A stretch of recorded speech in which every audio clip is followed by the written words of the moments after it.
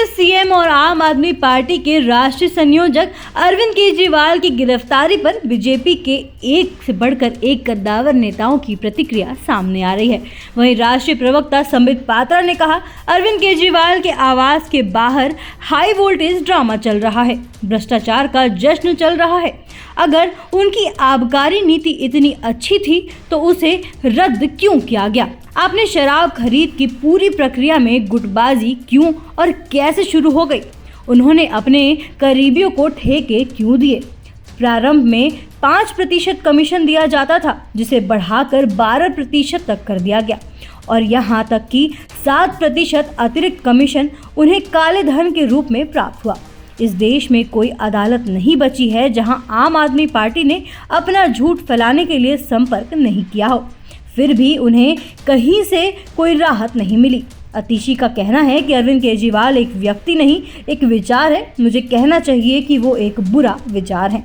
आइए सुनते हैं मीडिया से बातचीत में संबित पात्रा ने और क्या कुछ कहा। देखिए, जहां तक अरविंद केजरीवाल जी के घर के बाहर का दृश्य है, आज पूरा भारतवर्ष उनके घर के बाहर जो हाई वोल्टेज ड्रामा हो रहा है उसे देख रहा है।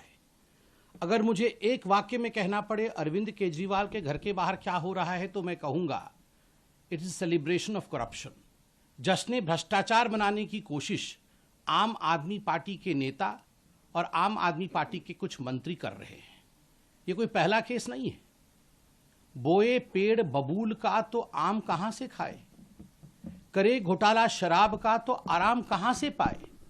ये शराब के घोटाले का विषय है और कौन सी कोर्ट तक शराब का घोटाला नहीं पहुंचा है? कौन सी ऐसी एजेंसी है जिस एजेंसी ने इस घोटाले की जांच नहीं की है? और कौन सा ऐसा दिल्ली वासी है, कौन सा ऐसा हिंदुस्तानी है जो इस विषय के तथ्य से, इस विषय के फैक्ट्स से अनभिज्ञ है? हर व्यक्ति जानता है कि प्रश्न कोई आज से पूछा नहीं जा रहा है। विगत 3 वर्षों से अरविंद केजरीवाल जी से आम आदमी पार्टी से सवाल पूछे जा रहे हैं। सवाल नंबर 1, अगर आपकी एक्साइज पॉलिसी इतनी अच्छी थी जैसा कि आप बता रहे थे, तो आपने एक्साइज पॉलिसी को क्यों रद्द किया? क्यों उसे रद्द किया गया, इसका जवाब आज तक नहीं मिला। आपने कार्टेलाइजेशन शराब के पूरे तंत्र में कैसे आप लेके आ सकते थे? आपकी खुद की एक्साइज डिपार्टमेंट ने आपसे कहा था कि एक्साइज की पॉलिसी उचित नहीं है, शराब का कारोबार सरकार के हाथ में ही रहना चाहिए, प्राइवेटाइजेशन नहीं होना चाहिए। आपने उसे रद्दी के टोकरी में क्यों फेंका? खुद के सरकार के बड़े विभाग द्वारा दिया हुआ जो एडवाइस था उसे क्यों नहीं माना? ब्लैक लिस्टेड कंपनी को आगे बढ़ा करके अपने यारों को, अपने दोस्तों को ठेका देने का काम क्यों किया? सबसे बड़ा प्रश्न उठता है। पहले 5% कमीशन दिया जाता था, आपने बढ़ा करके 12% कमीशन किया और बैकडोर कमीशन जो 7% की अधिक कमीशन थी वह आपने ब्लैक मनी के रूप में रिसीव किया। क्या दिल्ली की जनता समझती नहीं है? क्या हिंदुस्तान की जनता इन बारीकियों को जानती नहीं है? विजय नायर कौन था? आज रिकॉर्डेड स्टेटमेंट है, स्टेटमेंट्स हैं ईडी के पास, सीबीआई के पास, उन तमाम जांच एजेंसियों के पास जिन लोगों ने कई करोड़ रुपए किकबैक के रूप में रिसीव किया और रिसीव करके इसको कहां कहां ठिकाने लगाया, किस बैग में इन्हें लेके गया। ये सारे विषय आज पब्लिक डोमेन में है। इन सारे विषयों की जांच हुई है।